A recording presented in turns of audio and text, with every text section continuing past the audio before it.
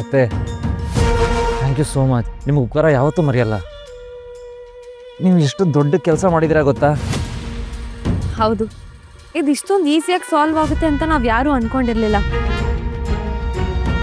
Thank you so much ma'am. ನಮ್ಮ ಆಸ್ಪತ್ರೆಗೋಸ್ಕರ ಎಷ್ಟಾದರೂ ಮಾಡದೇ ಇದ್ರೆ ಹೇಗೆ? ಇದಕ್ಕೆಲ್ಲ ಥ್ಯಾಂಕ್ಸ್ ಹೇಳ್ತಾರಾ? ತಾರಾ, ನೀನು ಎಷ್ಟು ದೊಡ್ಡ ಸಾಧನೆ ಮಾಡಿಬಿಟ್ಟೆ.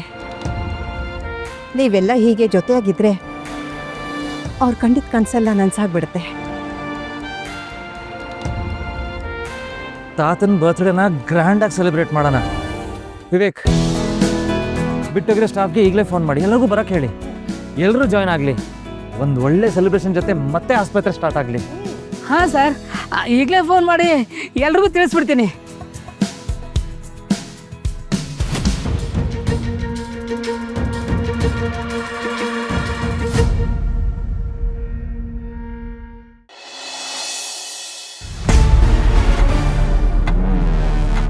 ಹಾಸ್ಪಿಟಲ್ ಹ್ಯಾಂಡ್ ಓವರ್ ಮಾಡಿದ್ದಕ್ಕೆ ಥ್ಯಾಂಕ್ ಯು ಸೀತಾ. ನೀನು ಹೇಳಿರೋ ಕೆಲಸ ನಾನು ಮಾಡಿದ್ದೀನಿ. ಇನ್ಮೇಲೆ ನಿನ್ನ ಐಡಿಯಾ ಸಾಧಿಸೋದು ನಿನ್ನ ಜವಾಬ್ದಾರಿ. ಡೆಫಿನೆಟ್ಲಿ.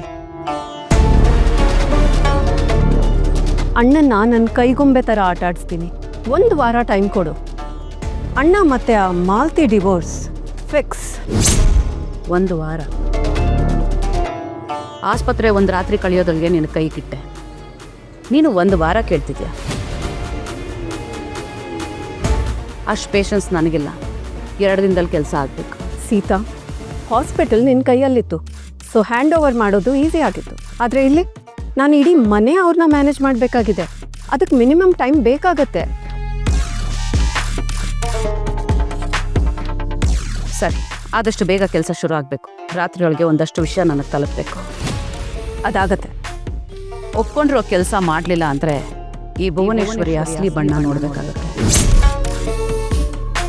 ಬೆಂಕಿ ಜೊತೆ ಸರ್ಸ ಆಡ್ತಿದ್ಯಾ ಜೋಪಾನ. ಹಾಗೆಲ್ಲ ಯಾಕೆ ಅನ್ಕೋತಿದ್ಯಾ? ಹೇಳಿದ ಮಾತನ್ನ ಸಾಧಿಸೋದು ಛಲಗಾತಿ ನಾನು. ನಾವು ಅನ್ಕೊಂಡಿರೋದು ಹಾಗೇ ಆಗತ್ತೆ. ಸ್ವಲ್ಪ ಟೈಮ್ ಕೊಡು.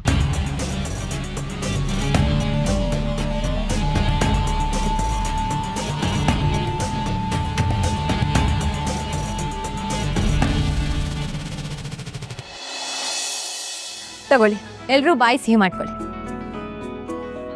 ಅಮ್ಮ, ನಿಮಗೆ ನಾನೇ ತಿನ್ಸ್ಬೇಕು. ಹೌದು, ಯಾವ ವಿಷಯಕ್ಕೆ ಸ್ವೀಟು? ಹಾಸ್ಪಿಟಲು ಮತ್ತೆ ನಮ್ಮ ಕೈಗೆ ಬಂತು. ಹೌದಾ? ಆ ಭುವನೇಶ್ವರಿ ಒಪ್ಕೊಂಬಿಟ್ಲಾ? ಒಪ್ಕೊಂಡಲೇ ಏನೋ. ನಮ್ಮ ತಾರಾ ಆವಾಸ ಆಗಿದ ತಕ್ಷಣ ಆ ಭುವನೇಶ್ವರಿ ತಲೆ ಸುತ್ತ ಬಂದು ಬಿತ್ತು ಹೋಗಿದ್ದಾಳೆ ಅನ್ಸತ್ತೆ. ತಾರಾನ? ಹೌದಮ್ಮ, ಎಲ್ಲ ಕ್ರೆಡಿಟು ಅತ್ತೆಗೆ ಹೋಗಬೇಕು. ಅವರೇ ಭುವನೇಶ್ವರಿ ಹತ್ರ ಮಾತಾಡಿ ನಮ್ಮ ಎಲ್ಲ ಪ್ರಾಬ್ಲಮ್ನು ಸಾಲ್ವ್ ಮಾಡಿದ್ರು.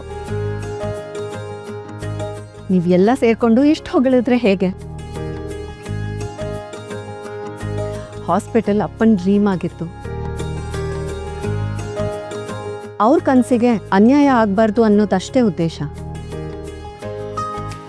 ನನ್ನ ಸ್ಥಾನದಲ್ಲಿ ಬೇರೆ ಯಾರೇ ಆಗಿದ್ರು ಇದನ್ನೇ ಮಾಡಿರೋರು. ಇನ್ನೂ ನಿಮ್ಮ ತಾತನ ಬರ್ತಡೇನ ಆರಾಮಾಗಿ ಸೆಲೆಬ್ರೇಟ್ ಮಾಡ್ಬೋದು. ಎಲ್ಲ ಬೇಗ ಬೇಗ ತಯಾರಿ ಮಾಡ್ಕೋಬೇಕು ಏನು?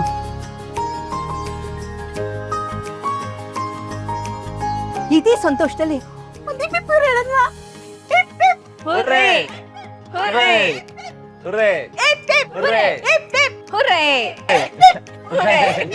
ಏನಿ ಅರ್ಚಟ, ಇದನ್ನೇನು ಮಾರ್ಕೆಟ್ ಅನ್ಕೊಂಡ್ರೆ ಹೇಗೆ? ಮನೇಲಿ ಒಂದು 4 ನಿಮಿಷ ನೆಮ್ಮದಿಗಿರೋಕ್ ಬಿಡಲ್ವಲ್ಲ.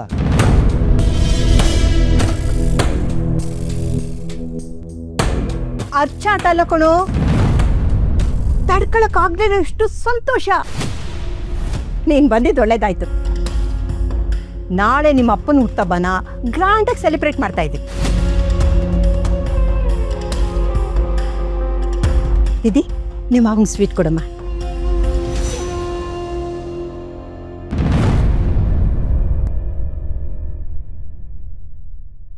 ಸೆಲೆಬ್ರೇಷನ್ ಮಾಡೋ ಹಾಗಿಲ್ಲ ಅಂತ ಹೇಳ್ದೆ ತಾನೆ.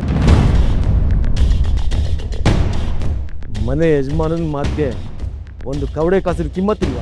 ಮನೆ ಯಜಮಾನ ಆದೋನು ನಿಯತ್ತಿಂದ ಮಾತಾಡಿದ್ರೆ ಕೌಡೆ ಕಾಸೆಲ್ಲ ಕಣೋ, ಕೋಟಿ ಬೆಲೆ ಕೊಟ್ಟು ತಲೆ ಬಾಗ್ತಾರೆ. ಒಳ್ಳೆ ನಿರ್ಧಾರನ ಸರಿಯಾಗಿ ತಗೊಂಡ್ರೆ ಎಲ್ರೂ ಒಪ್ಕೋತಾರೆ.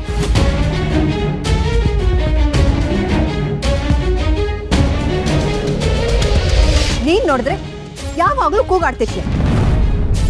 ಇದು ಯಾರಿಗೆ ಇಷ್ಟ ಆಗುತ್ತೆ ಹೇಳು?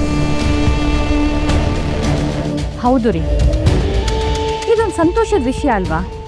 ಯಾಕೆ ಎಲ್ಲದಕ್ಕೂ ಅಡ್ವಾಯ್ ಹಾಕ್ತೀರಾ? ಒಂದೇ ಒಂದು ಫಂಕ್ಷನ್ನು ನೆಮ್ಮದಿಯಾಗಿ ಮಾಡಬಾರ್ದಾ? ನಿಮ್ಮ ಸ್ವಂತ ತಂದೆ ಹುಟ್ಟುಹಬ್ಬನ ಮಾಡೋದು ಬೇಡ ಅನ್ನೋಕೆ ಹೇಗ್ರಿ ಮನ್ಸು ಬರುತ್ತೆ ನಿಮಗೆ?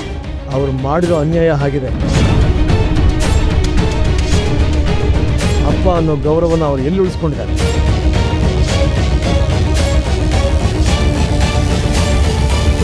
ಯೋಗ್ಯತೆ ಇರೋರಿಗೆ ಬೆಲೆ ಕೊಡದೆ ಎಲ್ಲೋ ಹುಟ್ಟಿದ ಕಾಗಿಗೆ ಮುತ್ತಿನ ಹಾರ ಹಾಕಿದ್ದಾರೆ. ಸಾಕು ನಿಲ್ಸ್ರಿ. ರಾಮಕೃಷ್ಣ ವಸಿಷ್ಠ ಅಂದ್ರೆ ಬರೀ ನಿಮ್ಮ ತಂದೆ ಅಷ್ಟೇ ಅಲ್ಲ, ಲಕ್ಷಾಂತರ ಜನಕ್ಕೆ ಬದುಕು ಅವಕಾಶ ಮಾಡಿಕೊಟ್ಟಿದ್ದ ಮಹಾನ್ ಜೀವ ಅದು. ಅವ್ರ ಬಗ್ಗೆ ಇನ್ನೊಂದು ಮಾತಾಡಿದ್ರೆ ಏನ್ ನಾನು ಮಾಡ್ತೀಯಾ?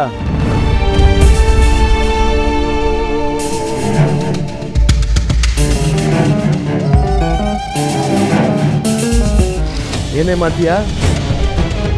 ಬರ್ತಾ ಬರ್ತಾ ನಿನ್ನ ವಾಯ್ಸ್ ಯಾಕೋ ರೈಸ್ ಆಗ್ತಾ ಇದೆ. ಇರೋ ಸತ್ಯನ ಸರಿಯಾಗಿ ಕೇಳಿಸ್ಕೊಳ್ಳಿ. ವಸಿಷ್ಠ ಆಸ್ಪತ್ರೆ ಅವ್ರಿಗೆ ದುಡ್ಡು ಮಾಡೋ ಜಾಗ ಆಗಿರ್ಲಿಲ್ಲ, ಸೇವೆಗೆ ಮುಡಿಪಾಗಿರೋ ಜಾಗ ನಮ್ಮ ಆಸ್ಪತ್ರೆ.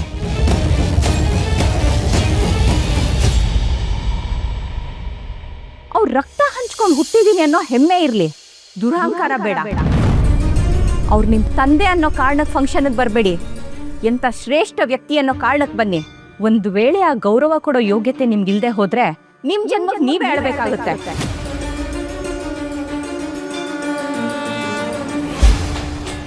ಇನ್ನು ನಿಮ್ಮ ಹಣೆ ಬರಾನೇ ಇಷ್ಟು ಅಂದ್ಕೊಂಡು ನಮ್ಮ ಕೆಲಸ ನಾವು ಮುಂದುವರಿಸ್ಬೇಕಾಗುತ್ತೆ. ಬರೋದಾದ್ರೆ ಬನ್ನಿ, ಇಲ್ವಾ